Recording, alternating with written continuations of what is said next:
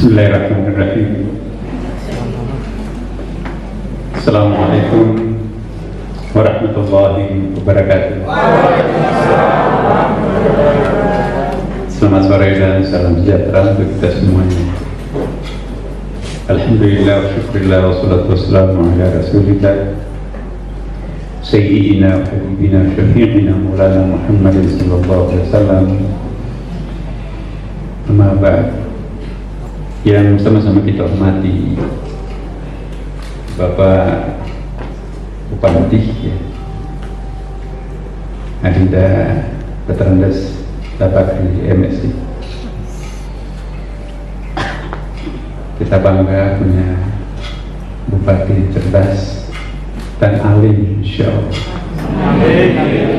Kita doakan karirnya bukan hanya berhenti di bupati, tapi di atasnya.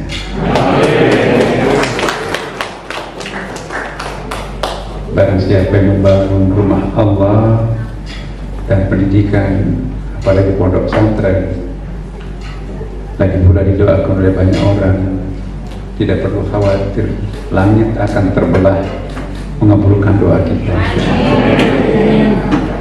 Pak Kanwil Kementerian Agama, salah seorang kanwil tercerdas yang dimiliki Indonesia.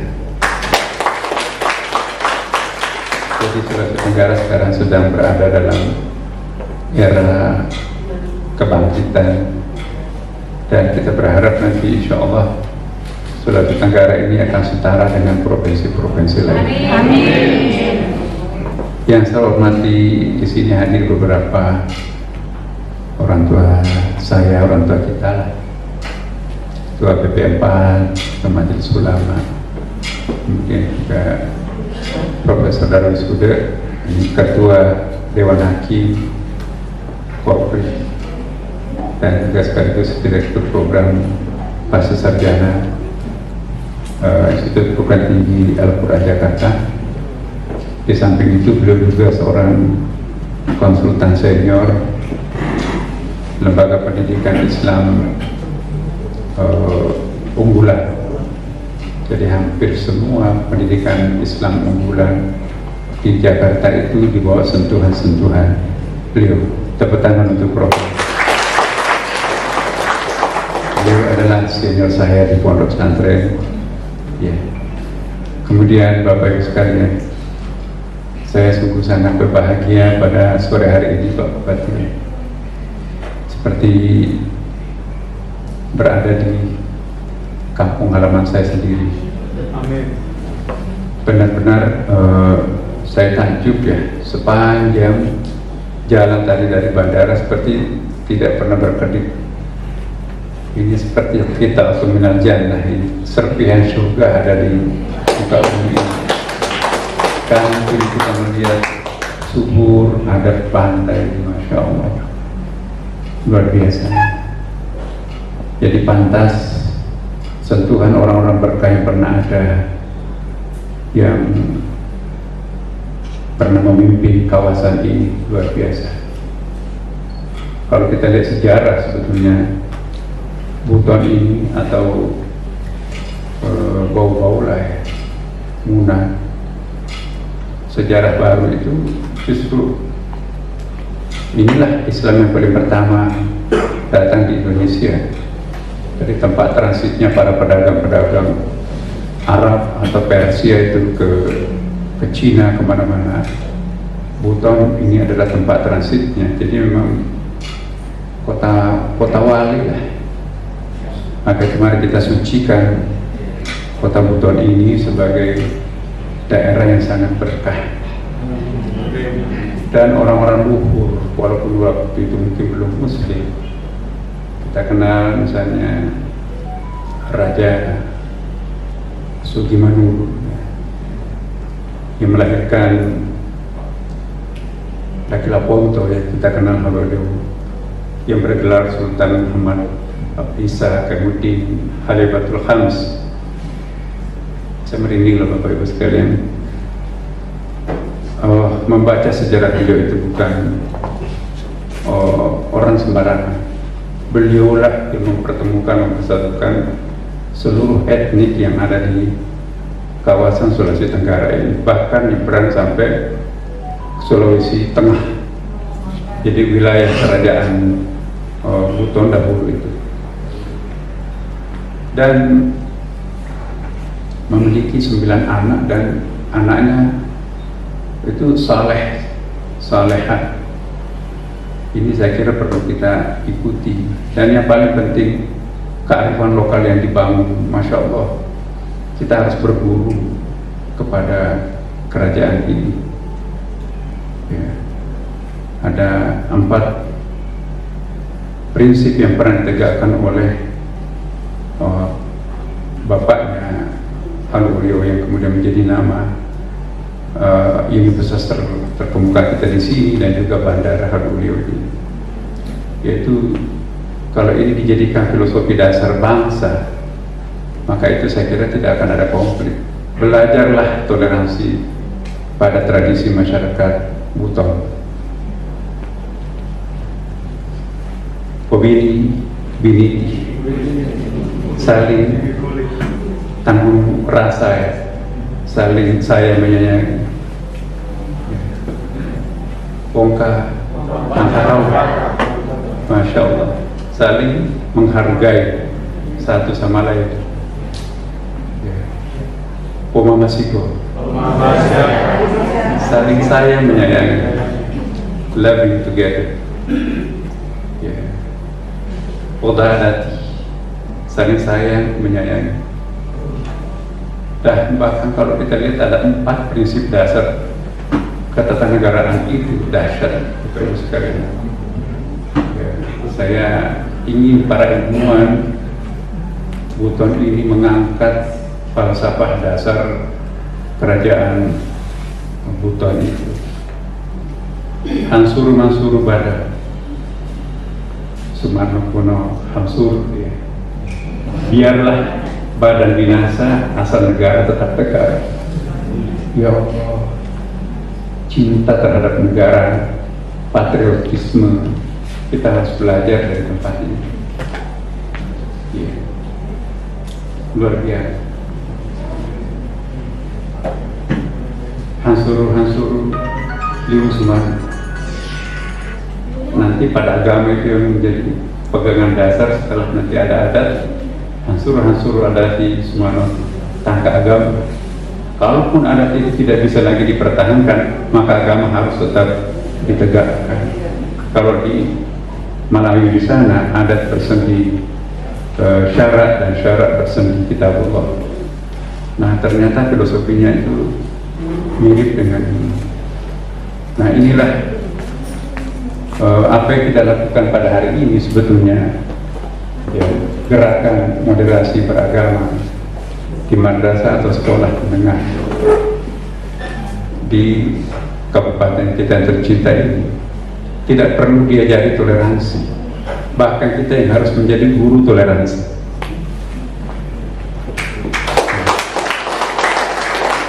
Islam tidak perlu diajari toleransi. Tidak ada satu agama yang memiliki kitab suci memberikan pengakuan kepada agama lain. Disiplin saya ilmu Al-Quran. Saya keliling cari kitab suci. Kitab suci mana yang memberikan ruang menyebutkan agama lain selain dirinya sendiri? Tidak ada kecuali Al-Quran. 17 kali agama Nasrani disebutkan, 15 kali agama Yahudi di dalamnya. Bahkan aliran kepercayaan seperti Majusi pun juga ada. Nah, nabinya pun juga seperti itu.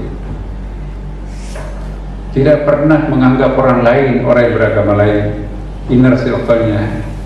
Itu kita kenal ada antara lain Salman Al-Farisi, ya, orang dalamnya rumah tangga Nabi, padahal dia bukan Muslim.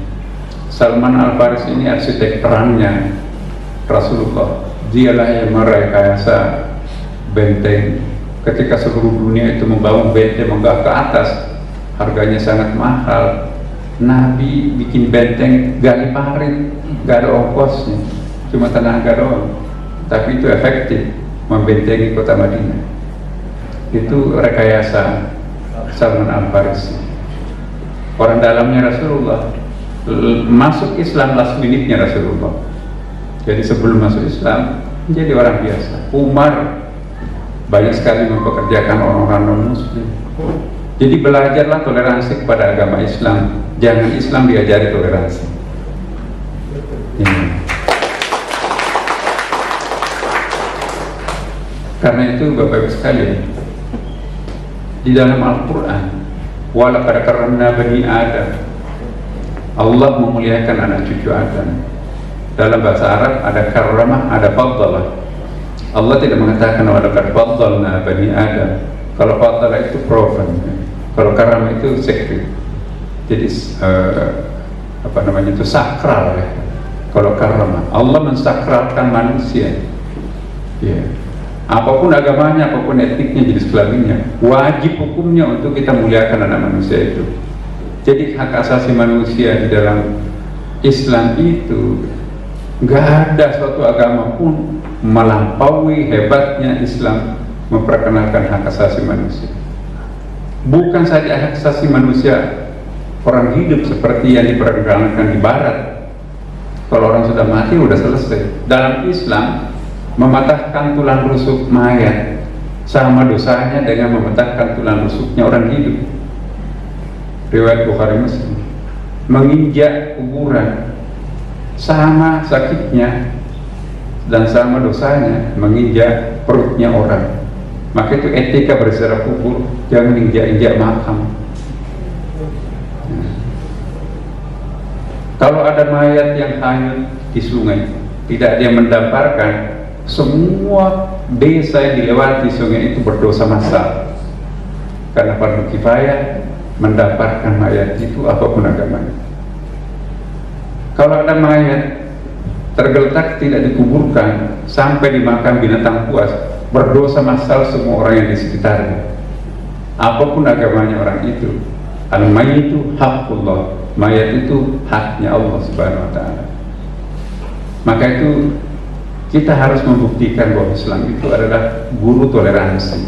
Tidak perlu diajari toleransi. Maka itu kalau kita mengamalkan ajaran Islam sepenuhnya, otomatis pasti kita akan toleransi. Nah, kalau ada orang yang tidak toleransi dalam menjalankan agama, maka itu pasti dan bisa dipastikan tidak memahami agamanya secara mendalam. Makin dalam kita memahami agama Islam, makin toleransi kita. Ya. Tapi makin tidak paham mendalam agama kita, maka itu nanti berpotensi jadi teroris. Jadi kalau ada orang yang suka nyala-nyalain orang, ya, menyesatkan orang, mengkafirkan orang, memusyrikkan orang, membid'ahkan orang, ya, orang yang suka nyalain orang itu menandakan dirinya masih harus belajar. Ya, kalau orang itu sudah mulai sadar, oh ternyata saya salah ya, udah terlanjur saya katakan seperti itu, saya keliru, saya lupa kalau saya pakai kacamata Ray-Ban, pantas semuanya gelap, yang salah kacamata saya di sana nggak sadar, ternyata saya yang salah. Nah, tapi kalau orang itu nanti tidak lagi menyalahkan dirinya sendiri, juga tidak menyalahkan orang lain, tapi diam-diam menyelesaikan setiap persoalan tanpa menepuk dada, maka orang itu hampir selesai belajarnya. Kenapa? Karena dia sudah arif. Orang arif itu tidak pernah mencari kambing hitam, kambing putih, tapi itu tadi, dia diam-diam menyelesaikan setiap persoalan, setiap urusan tanpa pernah menepuk dada. Kalau masih menepuk dada, bukan yang melakukan, itu masih belum, itu masih mukhlis, belum mukhlas. Ya, mukhlis itu masih terbetik dalam hatinya sebuah kesenangan pada saat dipuji. Tapi kalau mukhlas, sedih kalau ia dipuji orang. Ya Allah, salah alamat memuji.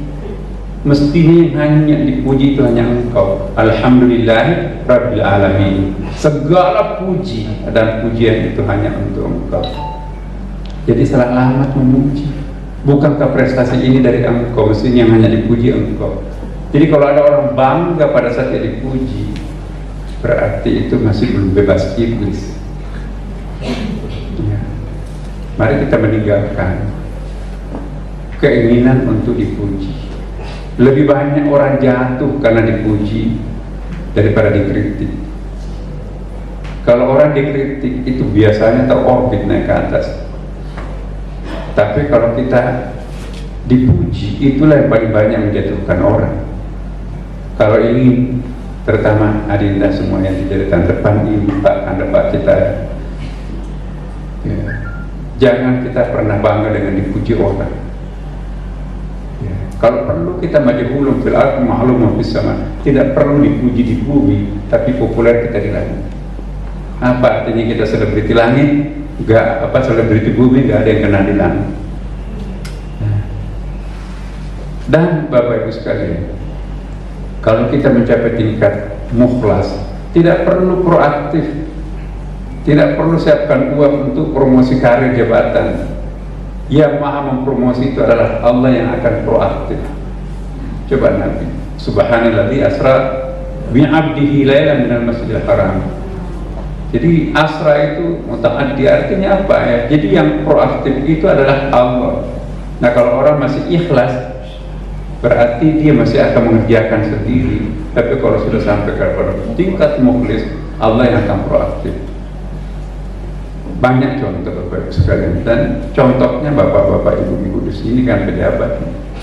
Pernah nggak membayangkan Pak Bupati akan jadi bupati di daerah yang sangat terkenal ini? Saya kira enggak. Tapi kenyataan seperti itu. Nah, Pak Bupati itu tidak gratis. Ada linangan air mata tengah malam di atas sajadahnya orang tua. Nah, kalau ingin melihat anak-anaknya seperti itu, alirkanlah air matanya di atas sajadah tengah malam. Ya, kalau perlu di atasnya bupati. Nah, Bapak Ibu sekalian, saya tidak ingin bicara banyak tentang toleransi di sini, karena saya tahu persis dengan membaca filosofi dasar karakter masyarakat Buton ini. Ini termasuk daerah perantau sama dengan Bugis. Di mana daerah didatangi, di situ di mana bumi diinjak, di situ langit dijunjung. Tidak pernah kita dengar bahwa orang Buton itu berkonflik dengan penduduk setempat. Ya. Kalau orang Bugis itu perantau, tidak ada bukti biologisnya. Tapi kalau Buton perantau, bukti biologisnya matanya biru. Saya nggak tahu masih ada nggak mata biru di sini. Selatan. Dan itu terkenal di seluruh dunia, Bapak Ibu sekalian. Jangan-jangan Buton lebih terkenal di luar negeri daripada di dalam negeri. Setiap kali orang bicara tentang suku Bajo yang bersahabat dengan laut, orang nggak bisa memisahkan daerah Buton itu. Manusia aneh istilahnya, the secret man, orang barat bilang, bisa berenang tanpa pelampung dan bernapas sekian lama di bawah laut. Jadi orang India itu setengah dewa katanya orang di sini.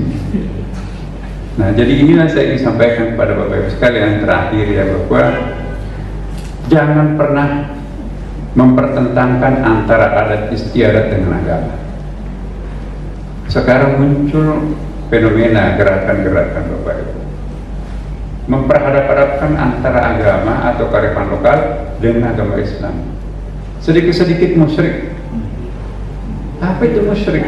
Tahu nggak apa yang disebut musyrik? Orang Buton Bapak Ibu, ya, itu terkenal punya persahabatan intim dengan laut. Tapi ada upacara lautnya orang Buton. Dan jampi-jampi baca-bacanya pun juga saya tahu. Orang Buton kalau mau pergi melaut, Dia menenggelamkan kakinya sampai di lutut. Ini orang tua kita dulu. Saya nggak tahu sekarang masih ada kan? Ya. Kira-kira nggak sampai ya sekitar 3 menit. Oh, jangan pergi melaut. Kenapa? Ini kan terang. Ya sekarang terang, tapi di sana nanti itu akan perubahan cuaca. Ya. Ada orang nekat tidak punya persahabatan dengan laut. Nggak apa-apa mandi melaut. Sampai di tengah laut tiba-tiba cuaca berubah. Boro-boro dapat ikan, perahunya pun juga hilang. Untung dia hampir mati kan. Ya, itu orang yang tidak mengindahkan adat istiadat. Tapi orang yang mengindahkan adat istiadat tidak jadi pergi. Yang dulu hanya nasi bungkusnya dari suaminya, dari istrinya kan. Ya, dilarang. Loh, ini masih gelap kan? Mau kemana? Mau melaut? Gelap? Enggak, bapak di luar. Ya. Kenapa? Persahabatannya dengan laut. Jadi kalau orang melakukan acara laut, upacara laut, jangan dikatakan itu musyrik. Itu model persahabatan alam semesta. Dan Rasulullah menganjurkan kita bersahabat dengan alam. Ya. Maka itu Nabi itu ya, cangkirnya dikasih nama, pedangnya dikasih nama, cerminnya dikasih nama, sampai sisirnya pun dikasih nama, untanya dikasih nama. Jadi kalau masuk pakaiannya dikasih nama. Nabi nggak suka ganti-ganti cangkir kayak kita di sini kan. Bersahabat.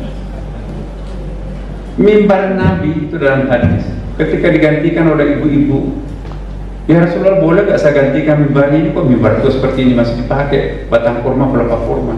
Budak saya kebetulan tukang kayu, boleh. Menjelang Jumat datanglah 2 budak itu menggendong mimbar kayu. Ya. Karena sudah banyak jamaah kan, ya udah taruh aja dulu, onggo di situ tuh. Dipasang, dirobohkan mimbar tua ini. Alangkah kagetnya jemaah dalam hadis sahih. Ya. Apa yang terjadi? Kaget jemaah, kok kenapa ada suara tangis? Nabi berdiri, kalian menangis. Apa kalian mendengarkan suara tangis ya? Yang menangis itu bekas mimbar saya ya. Masih ingin aku duduk menyampaikan dakwah, tapi sudah harus digantikan dengan mimbar baru. Lalu Nabi pergi menjumpai, wahai sahabatku, apa yang engkau minta dariku? Mau enggak aku tanam engkau di pinggir kali, lalu aku doakan atas izin Allah engkau akan hidup kembali, atau nanti engkau akan hidup di surga memberi buahmu kepada para penghuni surga. Rupanya tidak kedengaran suaranya oleh jemaah. Berdirilah salah seorang, kisah pertama. Jawabannya apa ya Rasulullah? Dia memilih untuk memberi makan penghuni surga. Selesai Jumat, yang bertanya tadi itu dia gendong bekas mimbar itu pulang ke rumahnya. Ini bukan mimbar biasa ya. Ini penghuni surga dan bisa bicara di depan Rasulullah. Jadi memelihara barang antik itu bukan bid'ah. Sedikit-sedikit bid'ah. Kalau itu gak boleh, ngapain itu mimbar itu dia? Dan dalam riwayat itu disebutkan nanti mimbar itu hancur betul baru dibuang. Bapak Ibu sekalian, satu saat ada sahabat Nabi melapor, ya Rasulullah, ada orang asing di pinggir Madinah itu tadi saya lihat salatnya itu menghadap ke pohon. Ciri-cirinya apa? Dijelaskan orangnya begini. Oh, itu bukan orang sembarangan, kata Rasulullah. Itu Khidir, tolong kembalikan. Kembali, sampaikan salam saya, minta doakan saya supaya sukses menjalankan misi kenabian ini. Karena ada tamunya Rasulullah, tidak bisa ditinggalkan kan. Baliklah sahabat itu keluar kota itu. Assalamualaikum ya Syekh, salamnya Rasulullah, minta didoakan agar sukses menjalankan misi kenabian. Sudah berdoa, pergi, tidak tahu, tiba-tiba hilang gitu kan. Nah, apakah Khidir itu musyrik? Padahal diabadikan dalam ayat 60 sampai 82 surah Al-Kahfi. Orang yang paling dikasihi Allah Subhanahu wa taala. Nah, jadi musyrik itu hati-hati. Dia akan salatnya menghadap ke pohon. Ya bagi orang makamnya seperti itu ya, apapun yang dihadapi kan Tuhan. Baik nama tualu, kata mawajibullah. Kemanapun kalian menghadapkan muka, maka menjumpai wajah Tuhan. Tapi dia bukan seperti kita masih fikih dulu lah. Nah, jadi saya ingin sampaikan kepada kita semuanya, mari kita bertoleransi kepada adat istiadat kita. Jangan sedikit-sedikit itu bid'ah ikut-ikutan. Kan sekarang ini ada orang tuh baru 1 kali umrah. Bid'ah itu nggak boleh berdoa berjamaah itu. Itu bid'ah. Masa baca nggak baca basmalah orang di sana tuh, masjidnya Nabi kok di Mekah Madinah nggak pakai basmalah langsung alhamdulillah. Dia nggak tahu Wahabi itu kan baru 250 tahun berkuasa. Sebelumnya itu adalah bukan Wahabi, itu keras sekali Al-Fatihahnya, bahkan tawafnya itu juga pakai marawis itu. Jadi dia jangan kita lihat memang apa jadinya ya kalau panjang zikirnya Imam Mekah. Kapal sudah mau berangkat, pesawat sudah mau berangkat. Nah kita kan mau tawafi tawaf perpisahan. Ya. Akhirnya kan nggak bisa orang tahu kalau masih ada imam itu kan Assalamualaikum pergi. Tapi jangan dikira nggak baca zikir. Imam-imam Madinah itu sahabat saya. Ada tempatnya tuh. Saya suka diundang tuh. Zikir di situ dilanjutkan. Jangan ikut nggak ada itu beda itu nggak boleh. Doa sesudah salat. Nah tradisi kita di Buton ini Bapak Ibu sekalian, insya Allah nggak ada yang salah. Go ahead, jangan. Orang baru belajar agama tiba-tiba nyala-nyalain Pak Kiai ulama kita. Mau jadi apa negara ini Bapak Ibu? Menjadi seorang muslim itu tidak mesti harus meniru-niru menjadi modifikasi Arab diri kita sendiri. Tetaplah pakai mukna, tidak perlu pakai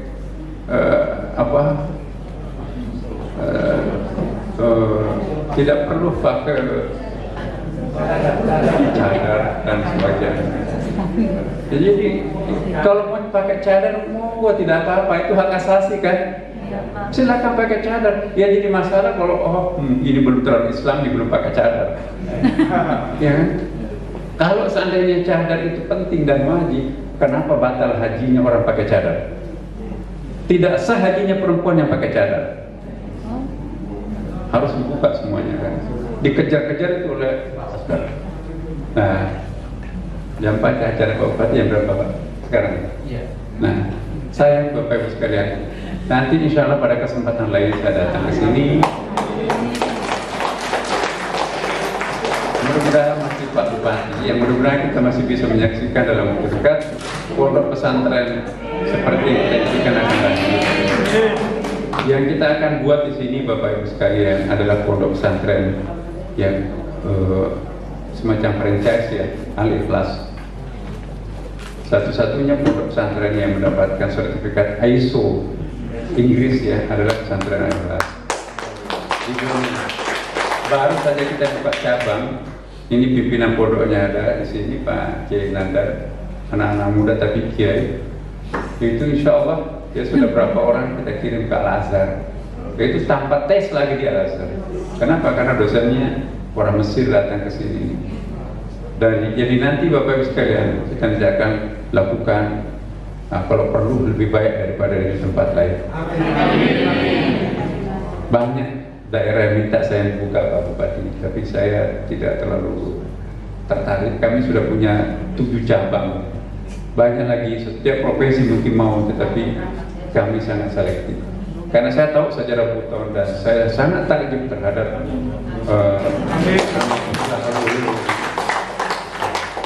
insya Allah mungkin nanti pada saatnya saya dengan Profesor Darwis akan datang ke sini lagi. Kita akan menciptakan suatu anak-anak Bapak tidak perlu dikirim ke Jawa. Kalau perlu pesantren kita lebih bagus. Ya. Baik Bapak Ibu sekalian, semoga ada manfaat untuk kita semuanya. Allahumma